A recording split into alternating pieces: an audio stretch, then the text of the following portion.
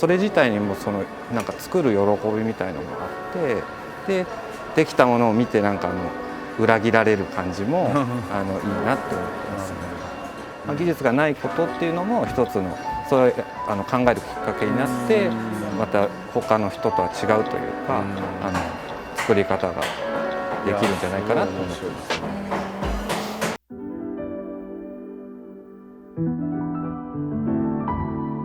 はい、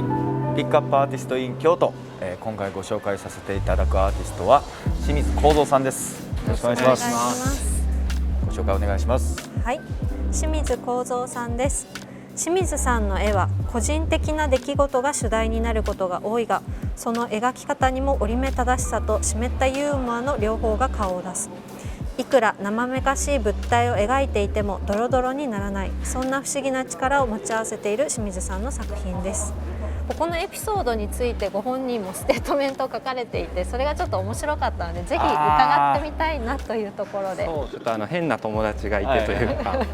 僕が酔っ払って飲みすぎて一緒に飲んでたんですけど、酔っ払って飲みすぎちゃってで路上で吐いちゃったんですよね。でそれでこうなんかがっくりしてたところ、その彼がニコニコしながら「汚くないよ」っつってこうやってすくってこうペロって舐めたんですよ。でその時に僕にとってはすごくこう価値観がこうぐるっと変わってですごい救われたんですよね。はい、相当強烈ですもんね。強烈でしたね。強烈ですね。はい、むしろ酔いも冷めましたね。そうですよね。でもそこから一気に作品にもつながっていったって。そうですね。その話は結構こう大きい話なんですけど、基本的にはもう誰もが経験するような取るに足らない日常の出来事をどんどんこう違うものにこう変化させていければなと思いながら作ってますね。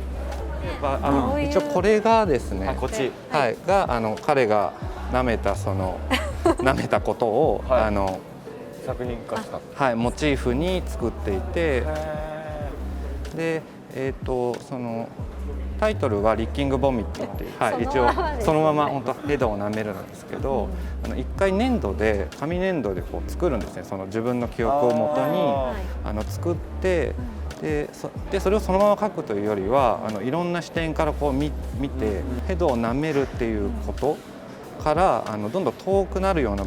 全然違うように見える視点を探して、でそれをまた平面で描くっていう風なやり方をしてるんですね。他のとかはでもなんかこう肉体どっちでしょう、なんかその感じがすごい強い。多分その紙粘土ってすごい扱いが難しいとか、僕も彫刻家とかじゃなくて、本当に素人と同じぐらいのレベルで手だけ使って作ってるんですけど、なので中に例えば針金とかお箸とかそういう骨組みを入れてないんですよね。なので次の日見たらこうグニャンとかなってたりとか、人を立たせるにしてもこうグッとやらないと立たないんですよね。そしたらもうそうすると下がこうギュッてなって、この創作のこうなんかプロセスみたいなものに経たこう経緯というか、どうしてここに行き着いたっていう感覚。ですね、その写真とかも使ったりはするんですけれど、写真で例えば自分の記憶だったりとか出来事を再現する場合、例えば友達とか知り合いの人とかに頼んで、そういう場所を再現して写真を撮ってっていうプロセスになると思うんですね。ただそれが多分性格的にも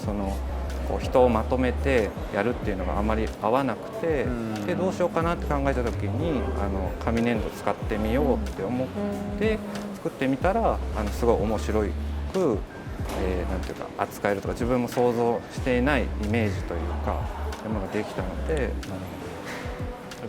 やり始めましたね。自分でこうすごい下手くそなんですけど、こう練ってってやってる時が写真を撮るプロセスよりもそれ自体にもなんか作る喜びみたいのもあって、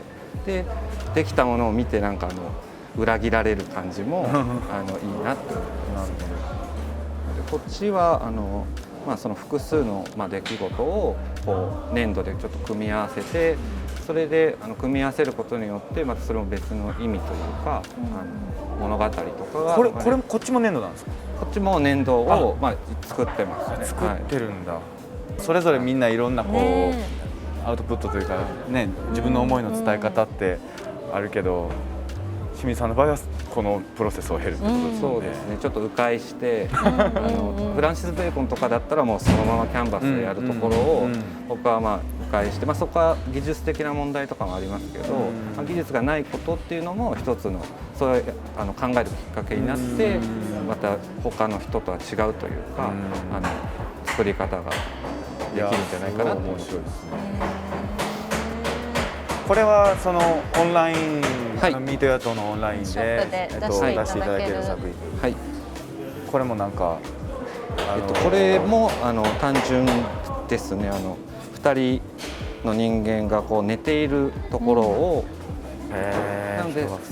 かというと答えを見つけ出すっていうよりも、最初にあるその2人が寝ているっていうところからどんどん離れていって、全く別のもう見たことのないような、見る人がこれは何だろうって思った瞬間に考え始めると思うので、この表現方法を経てこれからどういうふうにじゃあ展開していこうかとか、そういうイメージはありますか？でもとりあえずは紙粘土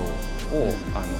と、あとはキャンバスで直接っていうものをどんどん発展させていきたいなと思ってます。お話聞かせていただいてありがとうございました。ありがとうございます。清水幸三さんでした。オンラインサイトもチェックしてみてください。はい、ありがとうございました。